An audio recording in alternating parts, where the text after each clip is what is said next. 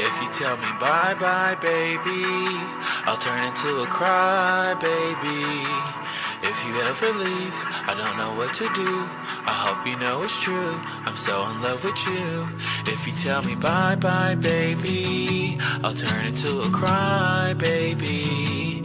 If you ever leave, I don't know what to do. I hope you know it's true, I'm so in love with you.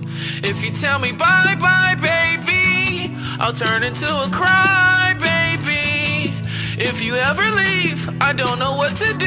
I hope you know it's true, I'm so in love with you. If you tell me bye bye baby, I'll turn into a cry baby.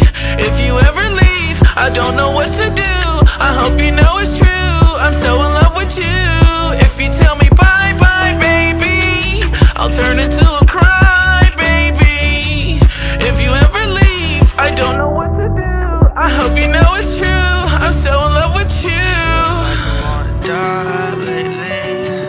I've been getting high lately. If you tell me bye.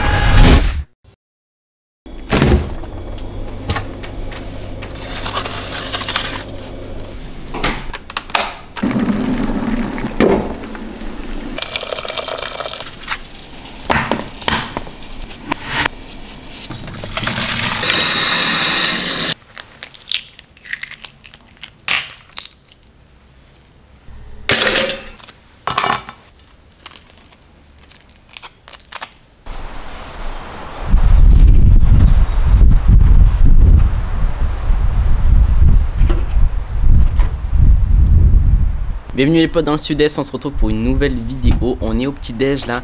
Je mange mon petit-déj que je mange depuis environ 6-7 mois, quelque chose comme ça. En fait, j'avais découvert ça quand on était parti l'année dernière à Singapour pour mon anniversaire. J'avais jamais testé de marier du beurre de cacahuète avec des œufs et en fait ça passe super bien. Du coup c'est ce que je me fais tous les matins. C'est un petit peu calorique mais bon, le matin j'aime bien avoir un bon petit déjeuner pour me lancer et avoir un petit peu moins de calories sur la journée, ça me dérange pas forcément. Pour ceux qui avaient suivi sur Insta et tout ça, je passais mon permis moto et donc du coup j'avais le dernier examen, j'ai eu le plateau et j'avais l'examen de circulation, j'ai eu la réponse, j'ai eu mon permis moto donc voilà, j'ai mon permis moto. Juste ça change pas grand chose, comme je vous l'ai dit, j'achèterai pas quelque chose tout de suite. Mais voilà, ça pourrait être cool par la suite de monter un petit custom et tout ça. J'ai plein d'idées en tête. Voilà, ça pourrait être pas mal.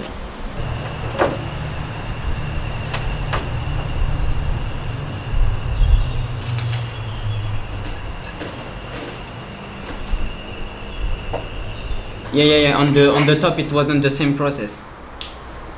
Yeah, but the fabric for the track jacket and the track pants is different, so it works. It was only on the mesh, yeah, exactly. We are going to leave the flame black.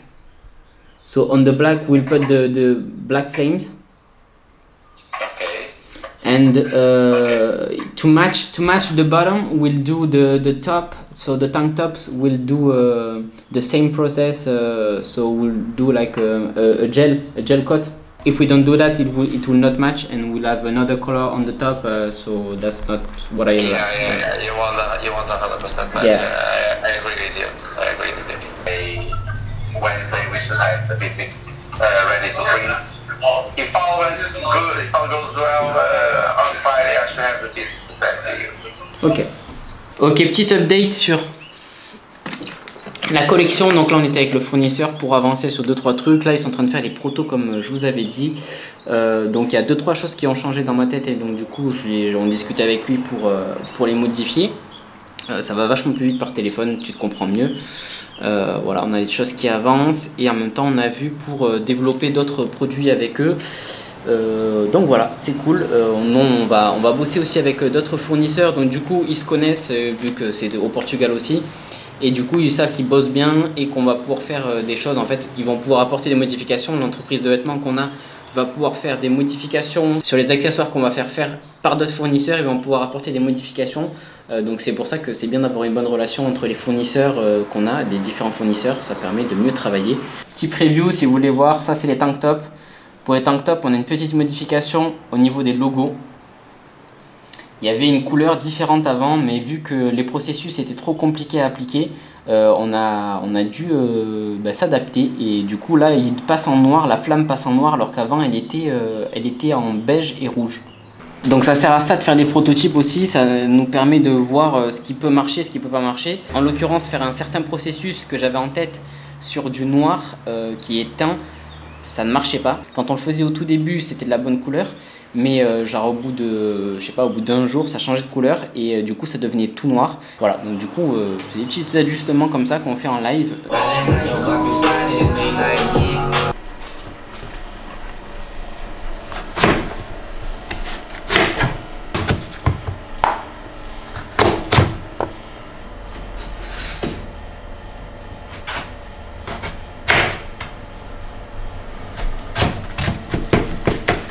Ok, on est good là, je viens de finir de couper ça, j'ai laissé la peau, j'ai juste frotté la peau. Du coup maintenant je vais les passer au four. J'ai mis le feu vraiment fort donc on va laisser 10 minutes. Là il est à 265 degrés, normalement il faut laisser un petit peu plus de temps et un petit peu moins fort. Je vais les mettre un petit peu dans l'huile, donc j'ai mis vite fait de l'huile là. J'en ai pas trop mis non plus, l'huile d'olive j'ai mis, c'est meilleur avec les patates. Tu peux mettre de l'huile de coco, ça passe aussi, mais bon, j'ai de l'huile d'olive, j'aime bien, je préfère avec l'huile d'olive en vrai. Et on a tout ça qui va venir dessus. Donc là j'ai environ 400 grammes. On va faire 20 x 4, donc 80 kcal, un petit peu moins, 70 kcal au 100 grammes. Donc là on a 400 grammes, donc un peu moins de 400 kcal. Là je les retourne, vous voyez, je retourne pour mettre de l'huile un petit peu partout. Voilà, il y en a un petit peu partout et on va enfourner. On va répartir sur la plaque pour que ça cuise le mieux possible. Et voilà, donc là ça fait pas mal de glucides en général. J'ai pas des repas comme ça, mais bon je vous montre ça parce que là il faut que j'en change un petit peu. Ça fait 10 jours qu'on est arrivé et j'ai mangé propre pendant 10 jours. Et comme je vous ai dit, je prépare pas la compétition, donc ça sert à rien de rusher, ça sert à rien de se buter. Du coup on mange chill aujourd'hui, un petit peu de patates. D'ailleurs je pense que je vais pas manger les 400, je vais pas manger les 400 grammes, je pense que je vais en filer un petit peu à Sam s'il en voudra. Moi les 400 grammes ça me ferait un petit peu trop. Avec ça, on préparera tout à l'heure parce qu'il faut que ça cuise un petit peu. Mais avec ça on a du bœuf. Du bœuf qu'on a acheté chez le boucher cette fois-ci, qu'il va pas falloir tarder à manger parce qu'il commence à être un petit peu il commence à s'oxyder un petit peu, donc on va pas tarder à les manger. On va manger ça à midi. Des steaks, de la patate douce. Génial, le repas qui est prêt, patate douce, steak comme je vous ai dit. On va damer ça et on se retrouve cet après.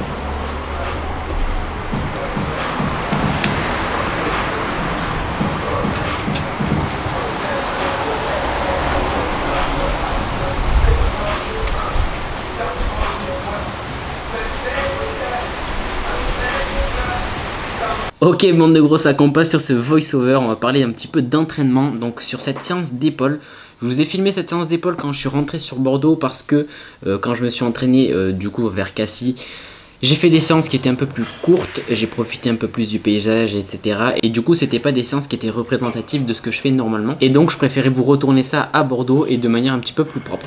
Et du coup sur les séries de travail, sur mon premier exercice, j'essaie de tabler sur des séries de 4 à 7 répétitions. On va donc chercher un travail en force, mais comme on était sur une reprise, en fait c'était ma deuxième séance d'épaule, et bien je me suis dit que j'allais pas faire non plus trop le bourrin, que j'allais pas taper sur de la force directement.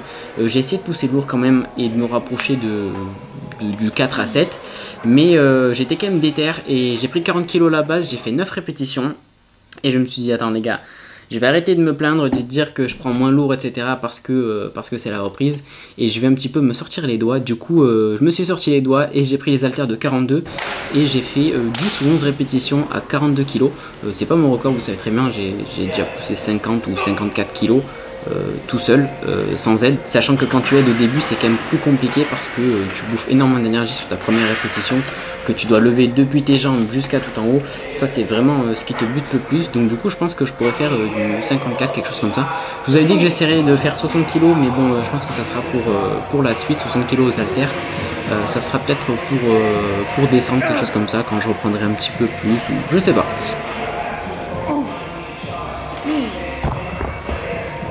Du coup maintenant on passe au travail de la portion latérale avec des élévations latérales. Assis j'aime beaucoup plus la sensation, il faut quand même du temps pour aussi adapter.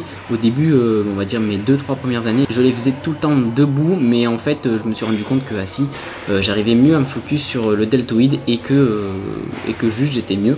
Et en plus de ça, si tu as envie, tu peux passer du mode assis au mode debout. Ça te permet de faire un dégressif en gros, parce que c'est plus simple. Tu vas pouvoir tricher un petit peu avec les trapèzes, etc. Donc ça te fait ton drop set, on va dire. Tu peux gratter jusqu'à 10 reps de plus juste en te levant. Donc pour vous dire que c'est quand même plus simple debout. Je vais aborder rapidement l'amplitude que j'ai sur ce mouvement là. On va pas débattre 50 ans, je vais vous expliquer pourquoi je ne vais pas plus haut. Première chose, c'est que ça ne travaillerait pas plus le deltoïde, on aurait une désactivation du deltoïde et une plus grande activation des trapèzes. Et en plus de ça, on aurait vraiment, mais vraiment plus de casse au niveau du joint de l'épaule. Donc si vous regardez à quoi ça ressemble une épaule, vous voyez bien qu'il y a une conformation osseuse qui nous empêche de lever les bras très haut.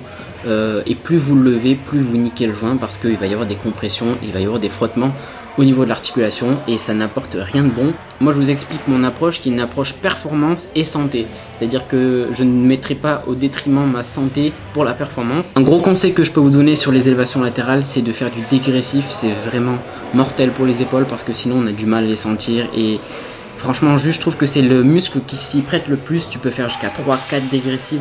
Voilà, et ensuite, je passe sur cette machine qui permet de travailler l'arrière d'épaule. Alors, très bizarre comme sensation. Au début, on sent rien du tout. En fait, sur cette machine-là, pour vous dire, je pousse, on va dire, sur 15 répétitions sans rien sentir. Et à partir de la 15e, 16e, ça commence à brûler. Et c'est là que je continue environ 3-4 reps dessus. Et en fait, je me rends compte que ça travaille bien. Mais au début, c'est vraiment dur. Hein. L'arrière d'épaule, c'est très dur à travailler. On a souvent un problème de recrutement dessus. Moi, j'ai quand même bien travaillé mon arrière d'épaule, donc j'arrive à le recruter. Mais je sais que c'est quand même compliqué à le sentir. Ensuite, on enchaîne sur un petit exercice spécial. J'ai pas vu grand monde le faire.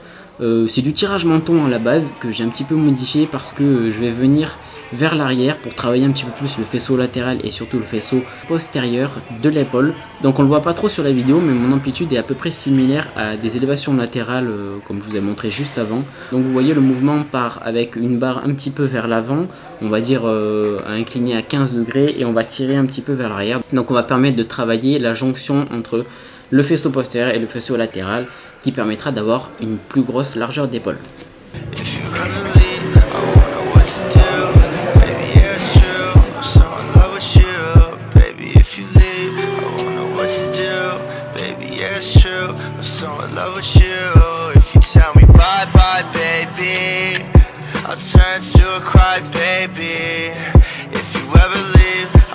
What to do, baby, yeah, it's true. I'm so in love with you. If you tell me bye, bye, baby, I'll turn to a cry, baby. If you ever leave, I wonder what to do. I'm so in love with you.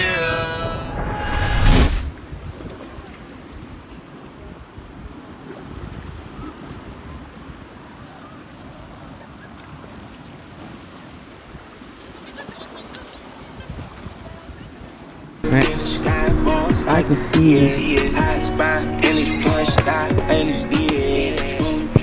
Stretch my ends, money all in, fucking up friend, breaking in bed.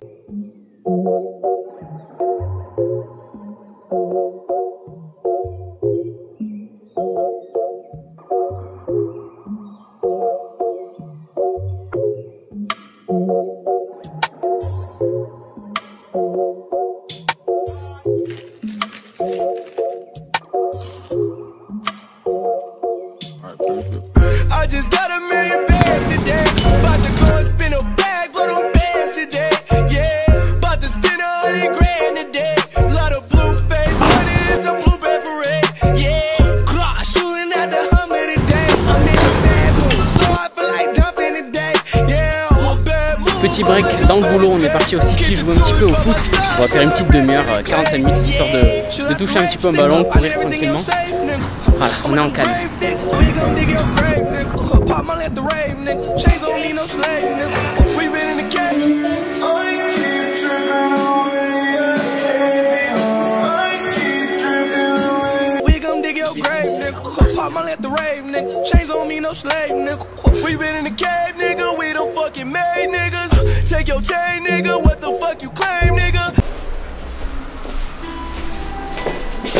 Bien placé ou quoi?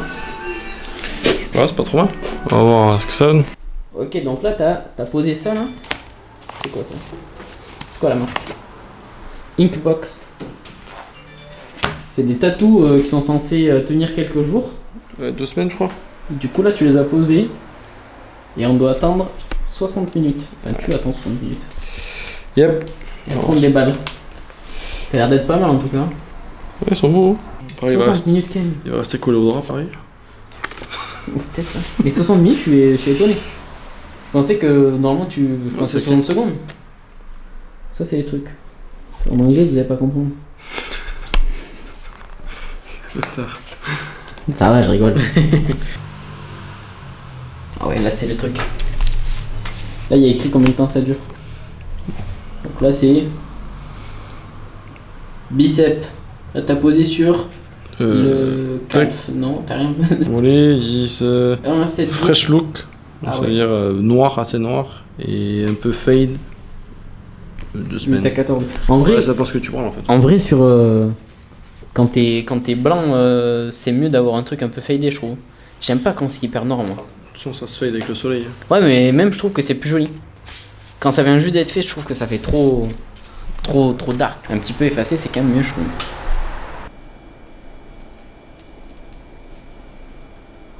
Toujours un carré. Ça arrache les poils. Épilation aussi. Coup sec. Mais non. Si ça c'est un fresh look, on voit rien. Et approche-toi de la fenêtre. Hein? Approche-toi de la fenêtre, on voit rien, frère. Il est fade. Non mais y'a rien là. Éclaté. Ton carotte, frère. C'est un truc de tolard ça. On voit rien, frère. C'est bon. Ah, ça fait 20 ans que je suis tatoué. Il faut en poser 3, non? Ah ouais, ok. It will darken in 24 hours. Dans 24 heures, il sera plus noir. Ouais, dans 26 à 36 heures, il est tout dark blue ou ok. black, depending on your skin. Alors, on verra demain. Les autres là, ils sont les autres. Attends, je peux pas tous les faire, je vais le faire sur la gueule. Je vais voir si je réagis pas à cette heure. Oui, il faut le faire Je vais me maintenant. lever avec un pec comme as. Fais direct, comme ça demain on a la surprise, d'un coup. Ah, génial. J'en fous. Non, mais après, il faut couvrir. Donc, je pourrais me couvrir. Ah, il faut couvrir. Ouais, je le ferai demain matin. Ça, je... Oh lolo, quelle galère.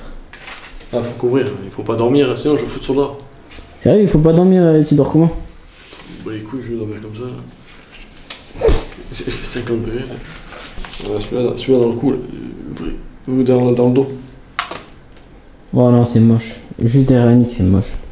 On s'en fout, c'est pas comme si c'était habillé. Ouais, mais même, c'est moche. Je vais mettre où? Entre les deux sourcils. Ou au milieu du pec. Ouais, là, c'est bien, là. Il serait bien au milieu. C'est agréable, là. Celui-là au milieu. Mais non, mais il est 10 fois trop gros, celui-là. Il est énorme. C'est nickel. Mais il est archi gros, celui-là. Celui-là, il est pas facile, il passe entre les deux sourcils, celui-là. Celui-là? Ouais, il passe easy entre les sourcils. Celui-là, il va mettre où? Celui-là, on a dit sur la pommette. Pommette et entre les sourcils.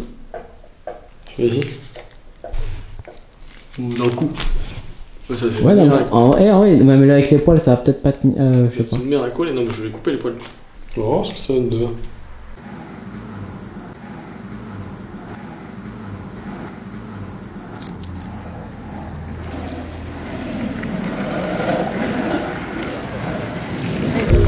That's your best friend, that's my main thing.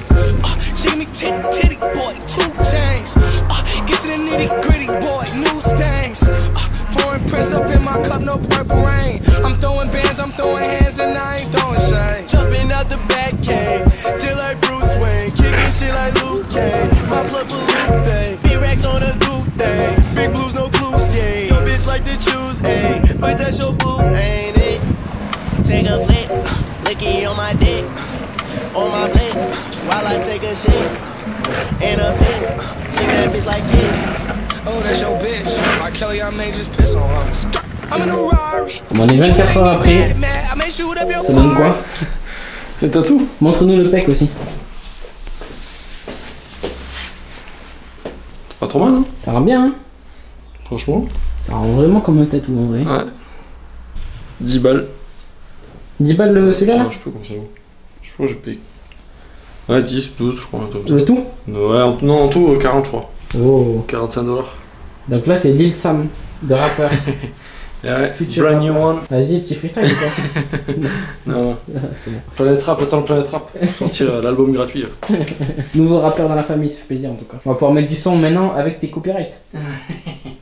Got my robe on bitch, it's a Playboy party. That bitch hella plastic, that bitch just like a bar.